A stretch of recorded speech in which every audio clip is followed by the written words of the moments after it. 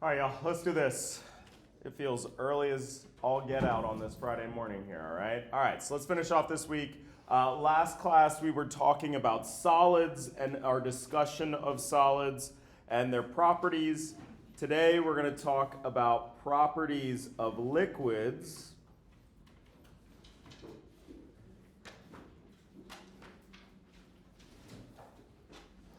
All right, so our liquids, at least at room temperature, the substances that we encounter that are liquids, are they going to be metals?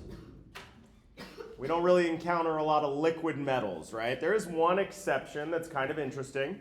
On our periodic table, we can see that mercury is in blue, but it is very much so a metal. Mercury is the one liquid metal that we have, but generally speaking, we're not interacting with much mercury, right? It's actually terrible for you, terribly poisonous, so anyways, not really what we're interacting with on a daily basis. What about ionic compounds? Are they liquids at room temperature? For example, sodium chloride, right? Where do we encounter sodium chloride?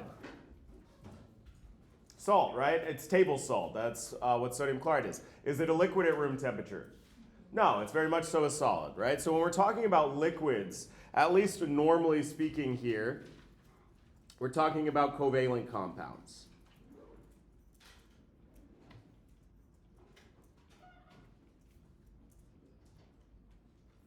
And not all covalent compounds are liquids, but when you encounter a liquid, it is most likely going to be a covalent compound, right? So covalent compounds may be liquids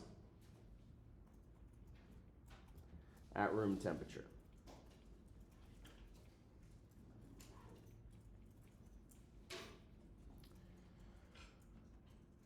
Okay, so then if we think about what's happening in a liquid, right, we have these intermolecular forces that are happening between these neighboring liquid molecules. We talked about how we have to break those intermolecular forces in order for a liquid to go from the liquid phase to the gas phase, right? Breaking those interactions between neighbors. So in our discussion of liquids, let's keep in mind that we have these intermolecular forces between neighboring liquid molecules.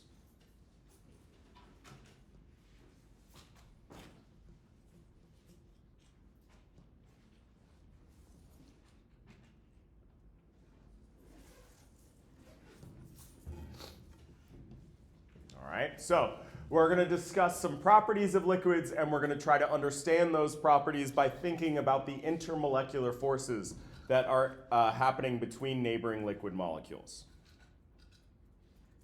Okay, so the first property that we're going to talk about is what's called viscosity.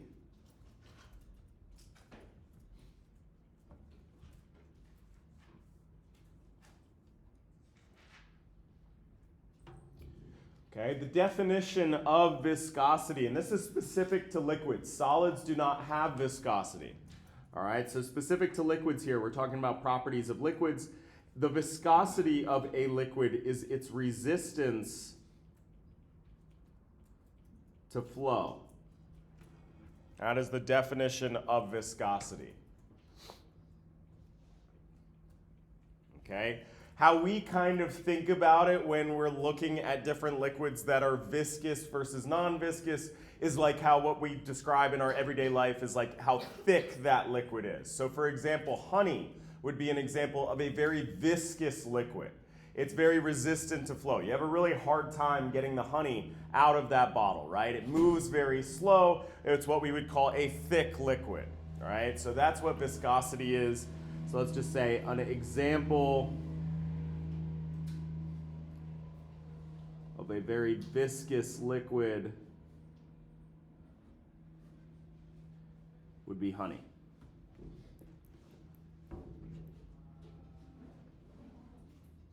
Okay? Viscosity as a property is proportional to the strength of those intermolecular forces. What I'm going to abbreviate IMF.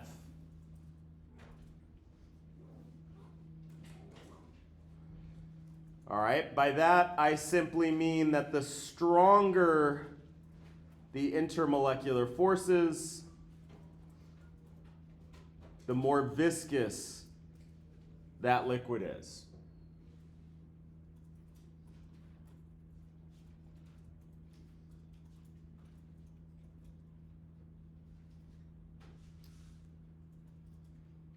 All right, so let's look at two molecules here and see if we can figure out which one would be more viscous than the other.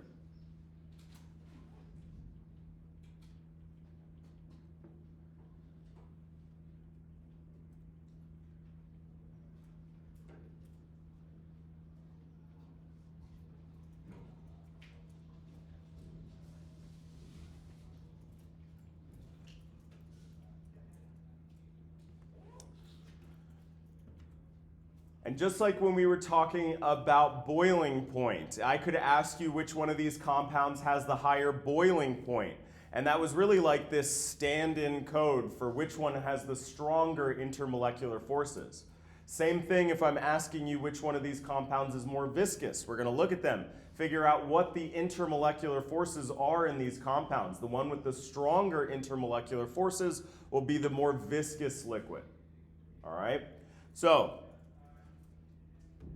what do we see here? What are the strongest intermolecular forces that we have in this molecule? We have that OH bond, so we can hydrogen bond. And that's a nice, strong intermolecular force. All right, let's jump to the other molecule here. What about this one? What's the strongest intermolecular force? This one can also hydrogen bond. It's also got that magic OH bond going on. All right, but not only does it have one group that's able to hydrogen bond, it's got a second one over here as well. It's got these two hydrogen bonding groups. So if I'm going to rank these, saying that one has stronger IMFs and the other has weaker IMFs, which is which? All right, looking at these two structures, which one would I say has the stronger intermolecular forces? Let's take a poll here. We're going to call this one A and this one B. I'm trying to figure out which one has the stronger intermolecular forces. Who thinks it's A? And who thinks it's B? With those two hydrogen bonding groups, absolutely. So, based on our discussion of intermolecular forces, we can see that these two hydrogen bonding groups will form stronger intermolecular interactions. And now with our discussion of viscosity, we know that viscosity is proportional to the strength of these intermolecular forces. So likewise, we can also say that this substance over here would be more viscous, and this substance A would be less viscous. All right, so we're going to discuss these properties of liquids. One of them we've already talked about, boiling point, right? Proportional to the strength of the intermolecular forces in that liquid. Now we've just introduced viscosity, how thick a liquid is. Really, viscosity by definition is a liquid's resistance to flow. And these are also proportional to the intermolecular forces, to the strength of the intermolecular forces in that liquid. All right, so we're going to discuss a few more properties like viscosity here. All right, our next one is what's called surface tension.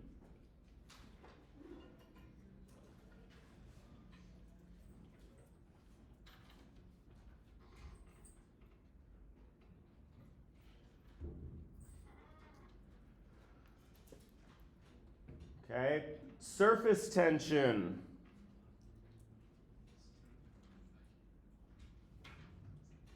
is the strength of the intermolecular forces at the surface of a liquid.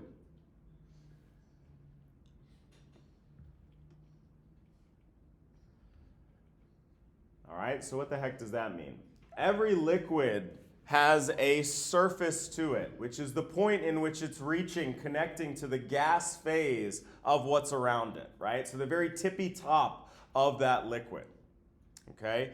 There is tension at that surface, which is because of the intermolecular forces in that liquid, all right? So when we talk about the surface of a liquid, we mean where it meets the gas around it. If you had a completely filled vessel that doesn't make contact with the gas phase, it wouldn't have a surface, right? But 99% of the time, we have liquids in a beaker, in a cup, something like that. There's this surface where that liquid phase is touching the gas phase. The strength of the intermolecular forces of that liquid will produce what's called the surface tension of that liquid. All right, so then if we look at this definition, what do we think here? Is this going to be proportional to the strength of the intermolecular forces or inversely proportional, right? If I have stronger intermolecular forces, would we expect to have more or less surface tension? Right? By definition, it is just the strength of those intermolecular interactions. So this is also proportional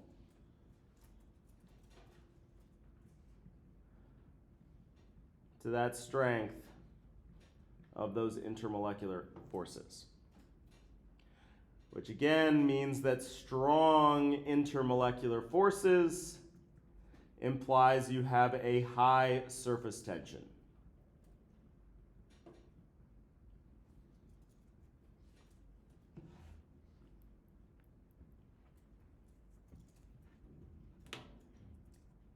So if we go back to our previous example here, and I look at these two molecules, and I want to know which one has higher surface tension.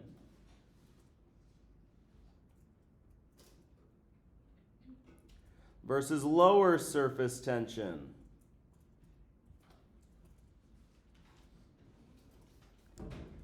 All right, what do we think? A or B, which one has the higher surface tension? The one with the stronger intermolecular forces has the higher surface tension. We can see that viscosity and surface tension are proportional to one another, right? A substance that has a high viscosity also has a high surface tension. Likewise, a substance with a low viscosity has a low surface tension, because both of these are results of those intermolecular forces between neighboring liquid molecules. All right, so the last one that we're going to discuss, the last property of liquids, is what's called vapor pressure.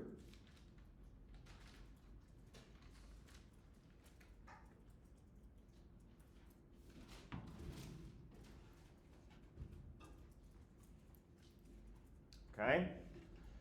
Vapor pressure. So first of all, some background to understand vapor pressure.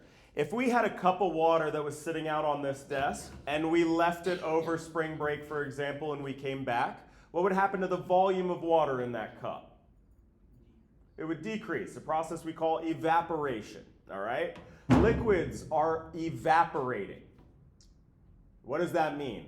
That means that molecules that are in that liquid phase are escaping into the gas phase and then going out into the world and never coming back. Right? So liquids always have these molecules that are escaping into the gas phase, a process we call evaporation.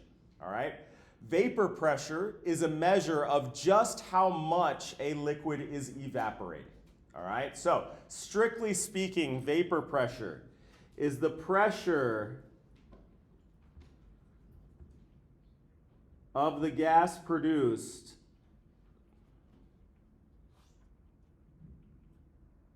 when a liquid is in a sealed vessel.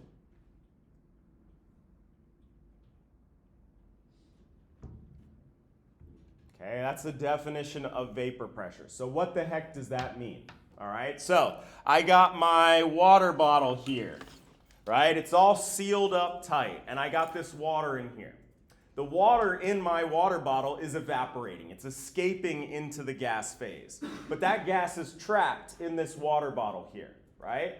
So there's only so many water molecules that can escape into that gas phase, okay? that liquid will reach a certain pressure of that vapor inside, and anything higher than that, those molecules won't be into the gas phase, they'll just go back into the liquid phase, right? So in this vessel right here, there's this equilibrium between the liquid water molecules and the gaseous water molecules. And these water molecules will evaporate into that gas phase until a certain pressure is reached, and then they're going to stop evaporating, all right? That is a constant value for your liquid. Every water will form the same vapor pressure when put in a sealed vessel. And that's different than if I say I had alcohol in here, which has a much higher vapor pressure. All right, so vapor pressure, strictly speaking, is the pressure that the gas produced in this sealed vessel. We can have a more convenient way, or a more sort of, convenient way of thinking about it here, and that is how easily a liquid molecule escapes into that gas phase.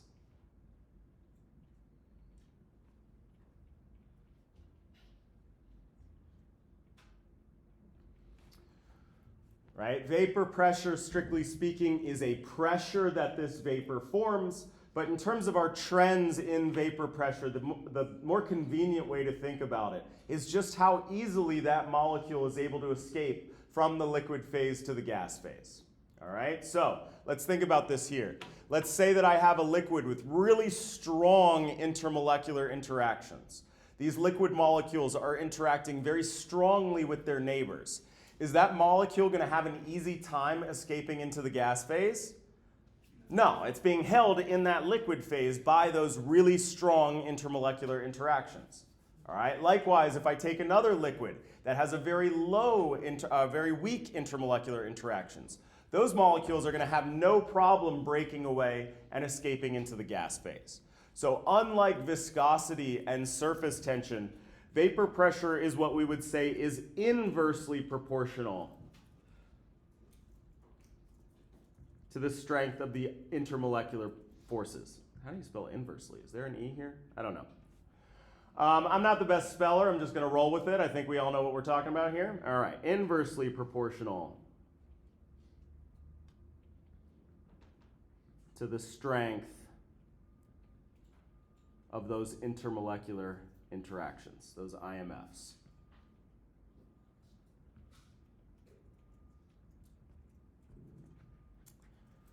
All right, by that I mean that strong intermolecular forces implies a low vapor pressure.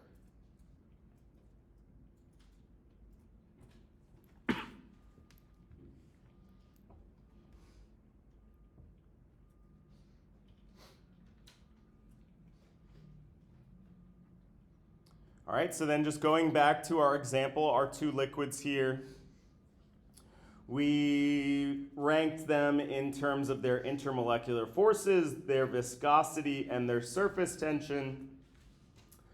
And now I want to rank them in terms of which has a high vapor pressure and which one has a low vapor pressure.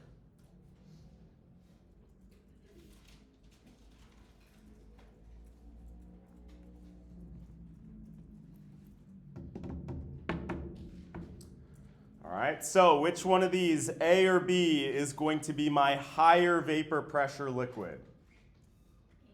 The one with the lower intermolecular forces. The one with the high, strong intermolecular forces will be my low vapor pressure liquid.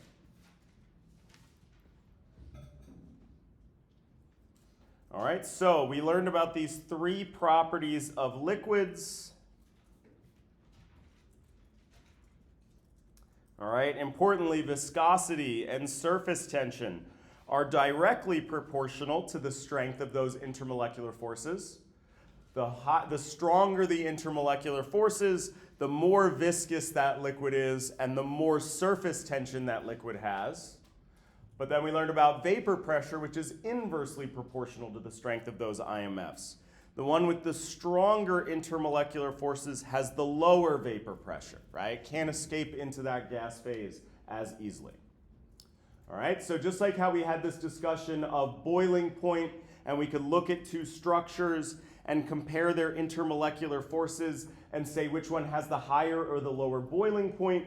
With liquids, we have these other three properties where we're going to play the same game, right? We're going to compare the viscosity, the surface tension, and the vapor pressure of these liquids by looking at the strength of the intermolecular forces in these compounds. All right, so let's do one more here.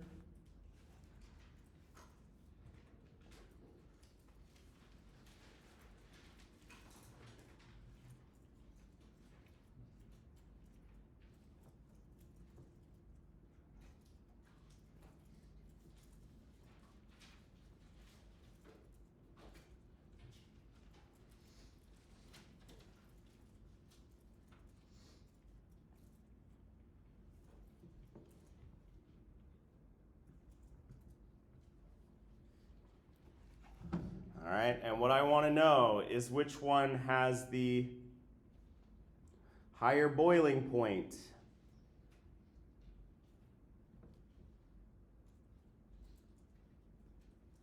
Surface tension. Viscosity.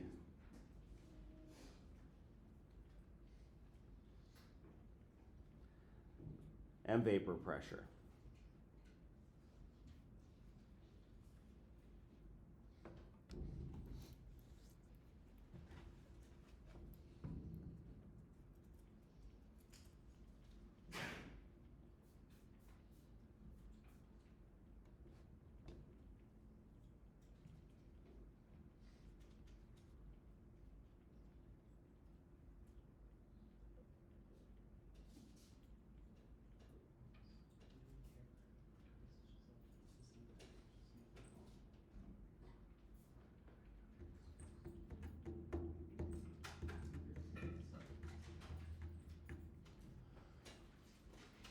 Boiling point, surface tension, viscosity, vapor pressure, right? How do we understand all four of these properties?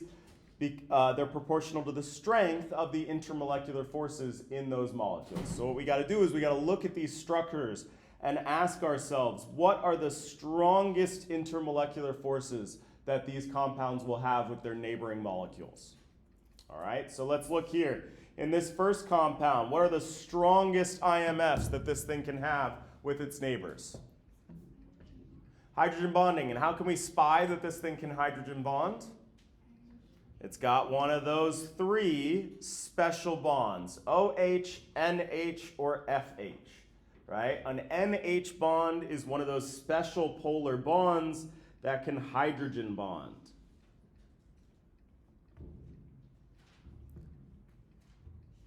Cool, well I got a hydrogen over here. Can this thing hydrogen bond? No, it's not on the right atom. This thing's on a carbon. That's not gonna work. So this molecule right here is polar, right? I got this polar bond here, but it can't hydrogen bond, so what can it do? Dipole-dipole, right? So the strongest intermolecular force here are those dipole-dipole interactions. So then which one of these has the stronger intermolecular forces, the left or the right? The hydrogen bonding, right? So this one's my stronger IMF. This one's my weaker IMF.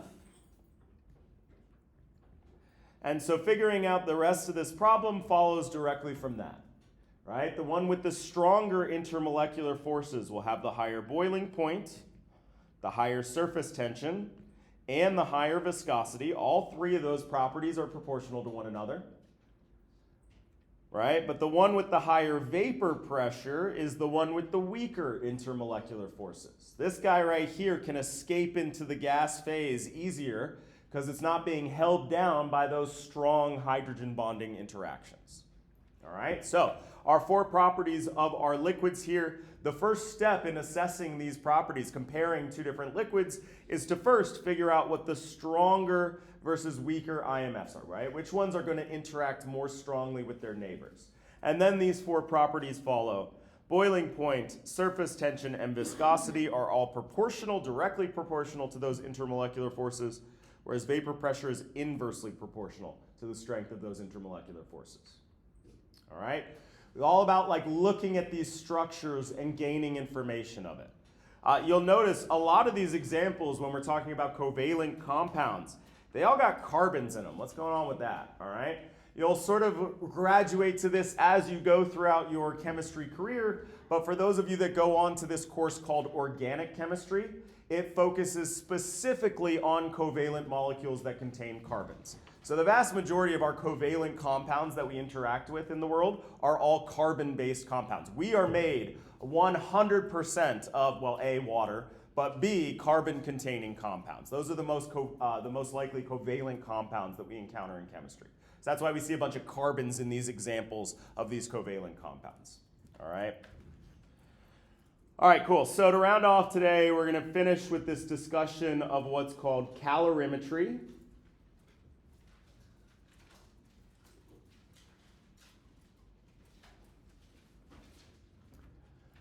Okay, calorimetry is how we measure an exchange of thermal energy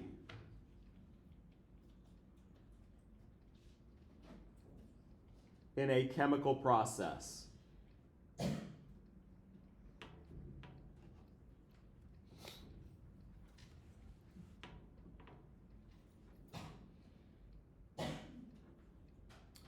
All right, so this is our first formal discussion of energy here, and we're specifically going to be talking about thermal energy.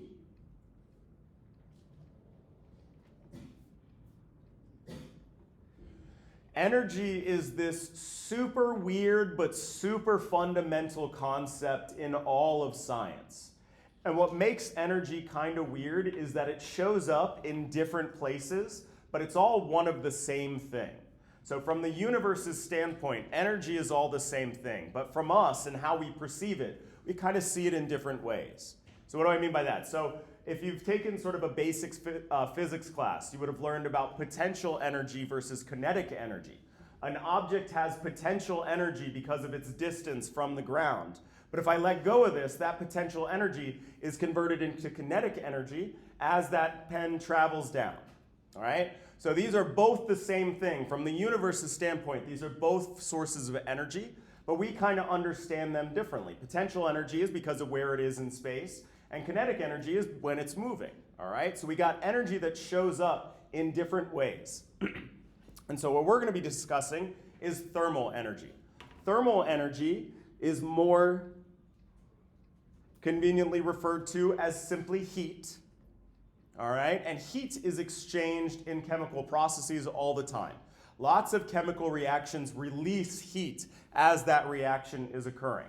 There are other chemical reactions that actually absorb heat, all right? So there's this source of energy which we refer to as heat, okay? And this is actually different from a temperature, but they're very closely related, okay? Heat is an energy, but if I add heat to something, that will increase its temperature. Likewise, if I take heat away from something, that will decrease its temperature. Importantly, they're not one and the same thing, but they're very closely related, right? So heat, all right, the absorption of heat increases temperature, and the release of heat decreases temperature.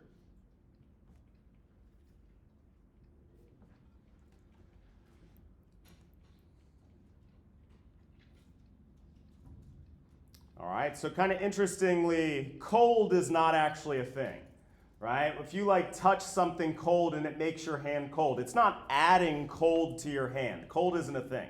What it's doing is it's stealing heat from your hand.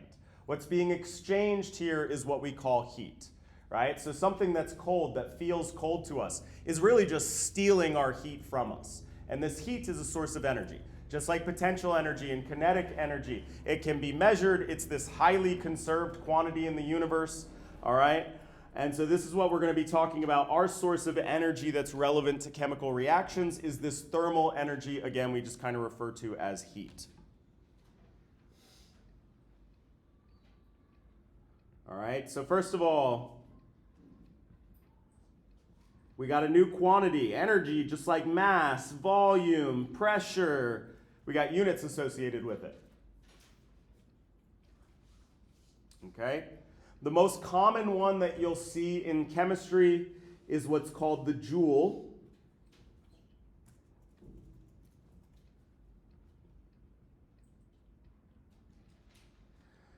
All right, but just to be a pain in the butt, the biologists and the biochemists like to use a different unit of energy, what's called the calorie.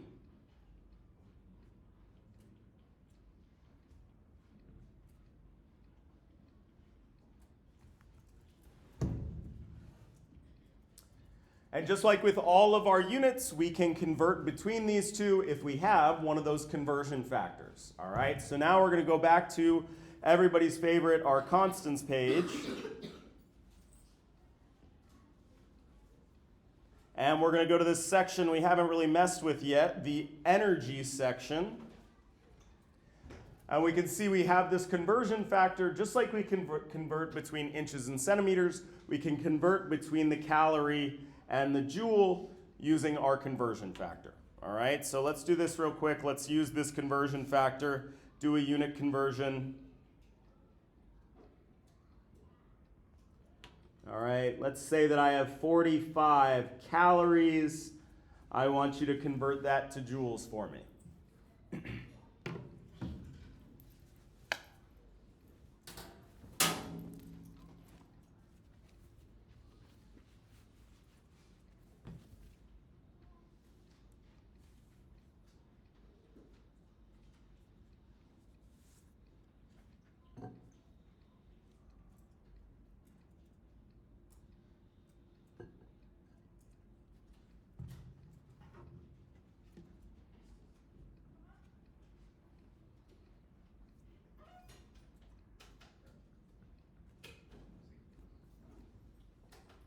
All right, my constants page tells me that there is 1 calorie in 4.184 joules.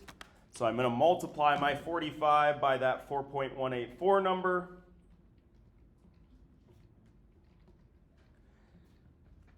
My calculator spits out 188.28. My units. Calories cancel out, and I'm left with units of joules. And it's been a hot minute since we've done some math in this course, but what's the last step we got to do with our math in a chemistry course? Sig figs, everybody's favorite. All right, so we got 2 sig figs in that initial measurement of 45. How many is in that 4.184 number? It is exact. All right, so remember what it means to be exact is we get to ignore it when we're doing our sig figs. So I'm just going to round my final answer here to these 2 sig figs, or 190 joules.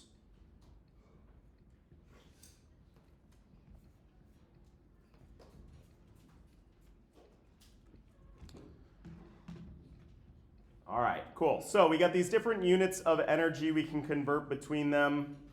Yeah, and I guess just fun fact here. Everybody I think has, whoa, that's not it. Everybody I think has heard of a calorie before, all right, with regard to their food, all foods labeled with their caloric intake. A food calorie is actually a kilocalorie, calorie of the biology measure of energy. Your units for a food calorie actually have a capital C. Just to be a pain in the butt. Nobody actually in science talks in terms of food calories unless you're talking about food. But yes, that caloric intake of a food is simply how much energy there is packed into that particular food, right? Measured by, as this thermal energy here. Okay.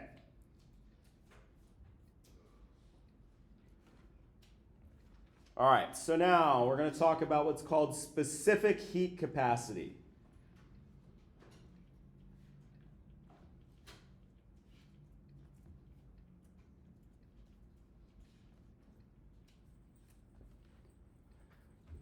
All right, specific heat capacity you'll also hear referred to simply as specific heat or heat capacity. All the same thing.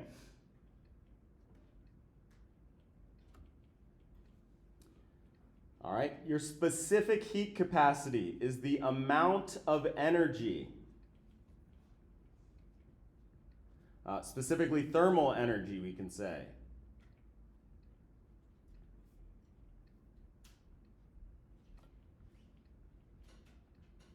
that is required to raise the temperature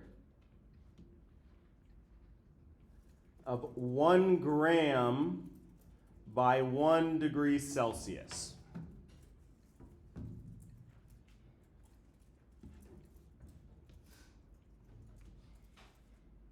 It's going to be specific to a particular substance. So for example, water has a different specific heat capacity than does ethanol, than does a metal.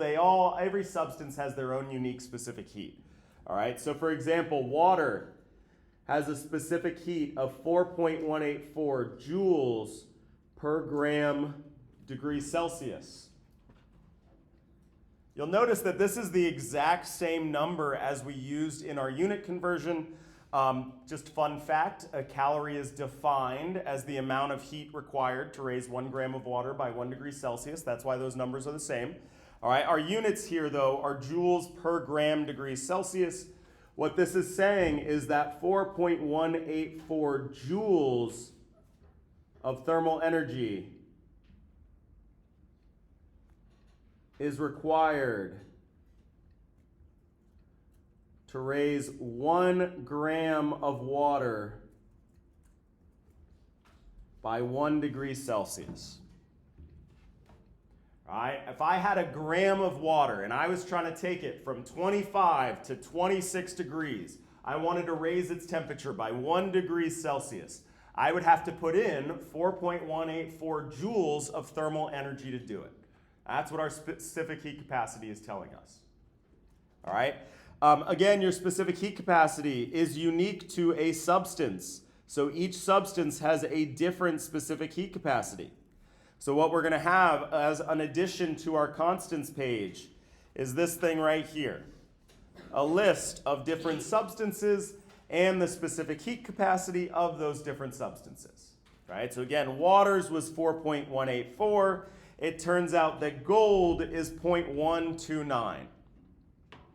All right, so let's just compare these two values real quick. If I have a gram of water and a gram of gold, which one is going to be easier to heat up? Which one's going to require less energy to raise its temperature by 1 degree Celsius? The gold, the one with the smaller heat capacity, right? A small heat capacity means that you can change its temperature with very little energy. Water has a particularly large heat capacity. You need to put a lot of energy into water in order to heat it up. And we all have this like intuitive sense of this. If you've ever tried to make spaghetti or ramen noodles or whatever, you go to boil a pot of water and you stick that pot of water on the stove. It takes like 4 seconds for the pot itself to get really, really, really hot. And then you sit there and wait and wait and wait for your water to boil, right? The metal around it itself has a very low specific heat, so it gets hot really quickly with very little energy. The water itself takes a lot of energy to heat up, right? So water's got a particularly high specific heat capacity compared to our metals, but even within the metals, we see there's a difference. Aluminum is a little bit harder to heat up than gold is, for an example. All right, so we have these constant values for these different compounds here. All right, so then what is this doing for us? We're going to have this equation for our specific heat. I keep on going back to the same page.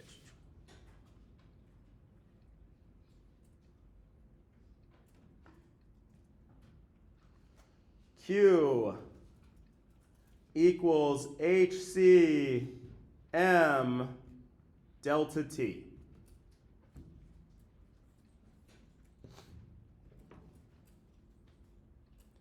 Our Q is our heat, i.e. our thermal energy.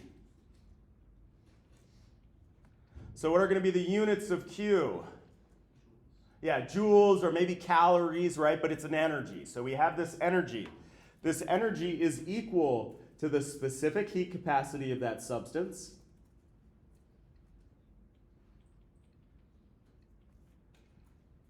Right? That measure of how easy or hard, how much energy is required to heat that substance, times the mass of that substance. Right? So it requires less energy to heat 1 gram of water than it does 100 grams of water. If you take a little pot of water, it boils much faster than when you get out that giant potato pot of water, right? And then delta T, what does the delta mean in math? Change. So this is the change in temperature. All right, importantly, that change in temperature is defined as the final minus the initial temperature.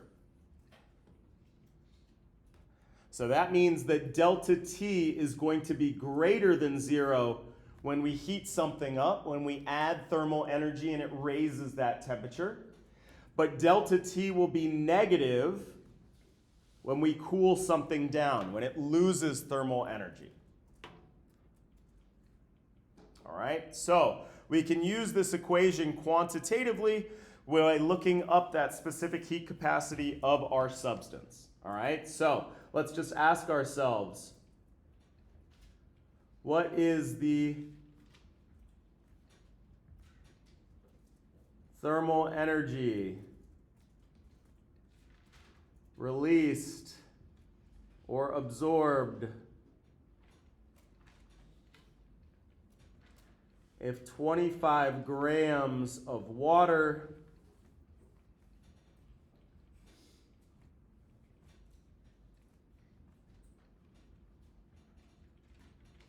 is cooled from 45 degrees Celsius to 32 degrees Celsius.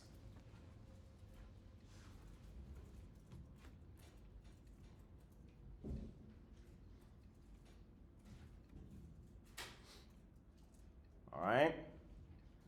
So I'm trying to find my thermal energy, my heat. I have the mass of the water. I have an initial and a final temperature so I can get the delta T of this water. What about this last missing component, this heat capacity? Where am I going to get that from?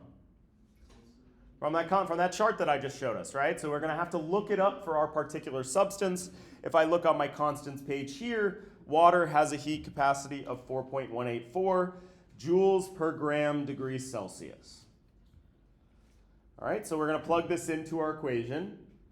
Q equals that 4.184 joules per gram degrees Celsius times the mass of that water, that 25 grams, times the delta T of that water.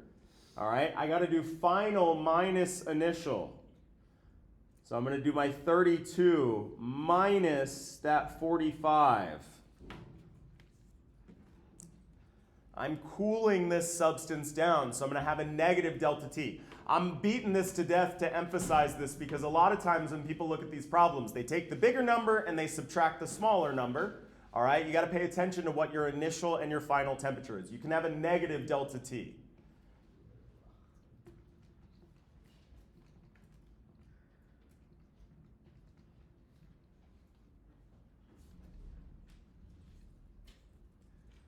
Okay, I plug this in, I get negative 1359.8.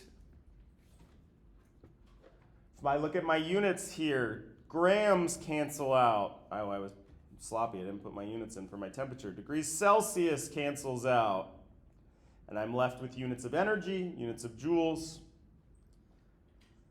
All right, and what's the last thing I'm going to have to do? My sig figs. All right.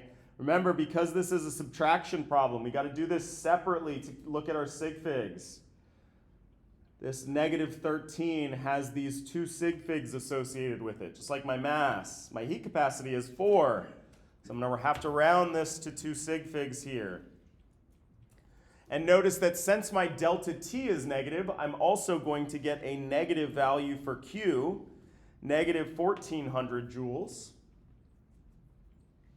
Okay? So then if this thing cooled down, was thermal energy absorbed or did it release thermal energy?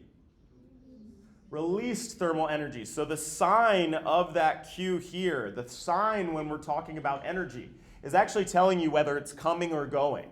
In this case, and actually in all cases, a negative Q, a negative energy, means that that energy is being lost, it's being released. So when Q is less than 0, we say that energy is being released, which is why it's being cooled down. If Q is greater than 0, we say that energy is being absorbed. Right? It's absorbing that heat, which is why that temperature is being raised up.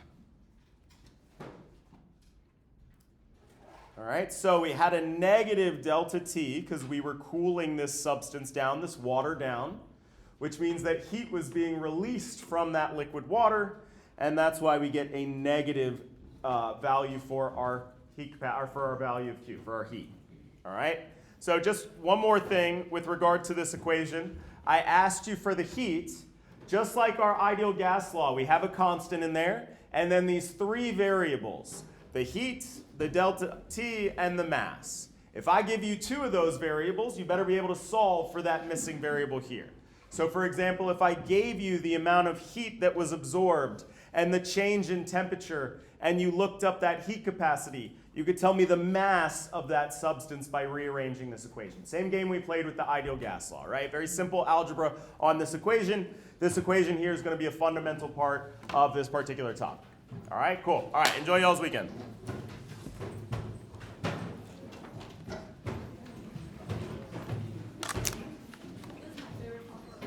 Yeah? We get to talk about enthalpy next time, which is also a fun one. Did you like the thermodynamics in Chem 1B? That's my favorite for sure. That one's a fun one. I just like thermodynamics itself. Yeah. It was my worst subject in grad school, actually. It's kind of hard, but yes, it is really cool. Yeah, I don't know, but then like right now I'm taking physics, and then I feel like it's like different thing. Yeah, it is. So different. It is. Have a nice one. All right, enjoy your weekend.